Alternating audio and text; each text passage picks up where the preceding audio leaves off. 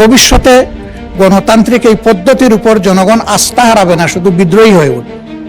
আমরা মনে করি যে জনগণের এই অভিপ্রায় মতামতকে কোনোভাবেই অগ্রাহ্য অপমান করা উচিত হবে না।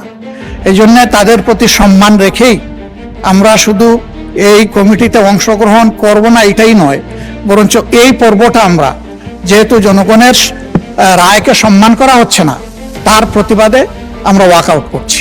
ধন্যবাদ মাননীয় স্পিকার। আমরা মনে করি গণতন্ত্রের দাবি হচ্ছে জনগণের মতামতকে মেনে নেওয়া। আমরা দুইটা শপথ নিয়েছি, একটা সংসদ সদস্য হিসাবে আর একটা সংস্কার পরিষদের সদস্য হিসাবে। আমাদের দুইটা শপথই আমরা মনে করি বিদ্যমান আছে।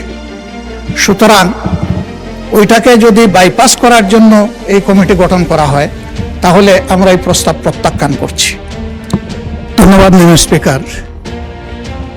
এই বিষয়টা সংসদের প্রথম অধিবেশন থেকেই চলে আসছে এবং আজকে যে প্রস্তাব উপস্থাপন করা হয়েছে এটি প্রথম অধিবেশনেই মাননীয় স্বরাষ্ট্রমন্ত্রী উপস্থাপন করেছিলেন। সেই দিনই আমরা আমাদের অবস্থান স্পষ্ট ব্যক্ত করেছি। এরপরে এটা সঠিক যে কয়েক দফায় মাননীয় চিফ হুইপ স্বরাষ্ট্রমন্ত্রী মহোদয় আমাদের সাথে যোগাযোগ করেছেন, বসেছেন। আমরা আমাদের অবস্থান স্পষ্ট করেছি। আমরা কখনো বলি নাই যে আমরা নাম দেব সদস্যদের। আমরা কনসেপচুয়ালি এটাকে অ্যাকসেপ্ট করি নাই। আমরা বলেছি আমরা জাতির কাছে ওয়াদাবদ্ধ, যেমন ওয়াদাবদ্ধ ছিল বর্তমান সরকারি দল।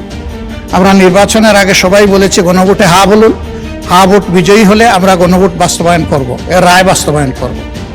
এবং এরই প্রেক্ষিতে আমরা দুইটা শপথ নিয়েছি, একটা সংসদ সদস্য হিসাবে আর একটা সংস্কার পরিষদের সদস্য হিসাবে। আমাদের দুইটা শপথই আমরা মনে করি বিদ্যমান আছে। সুতরাং ওইটাকে যদি বাইপাস করার জন্য এই কমিটি গঠন করা হয় তাহলে আমরা এই প্রস্তাব প্রত্যাখ্যান করছি। আমরা আমাদের আগের অবস্থানেই আছি। আমরা মনে করি গণতন্ত্রের দাবি হচ্ছে জনগণের মতামতকে মেনে নেওয়া। সেই মতামত 70%-এর কাছাকাছি জনগণের মতামত। এই মতামত যদি এইভাবে 68.6%, এই মতামত যদি এইভাবে অবলীলায় শেষ হয়ে যায় তাহলে ভবিষ্যতে গণতান্ত্রিক এই পদ্ধতির উপর জনগণ আস্থা হারাবে না, শুধু বিদ্রোহী হয়ে উঠবে। আমরা মনে করি যে জনগণের এই অভিপ্রায় মতামতকে কোনোভাবেই অগ্রাহ্য অপমান করা উচিত হবে না। এই জন্য তাদের প্রতি সম্মান রেখেই আমরা শুধু এই কমিটিতে অংশগ্রহণ করব না এটাই নয়, বরঞ্চ এই পর্বটা আমরা যেহেতু জনগণের রায়কে সম্মান করা হচ্ছে না তার প্রতিবাদে আমরা ওয়াকআউট করছি। ধন্যবাদ মাননীয় স্পিকার।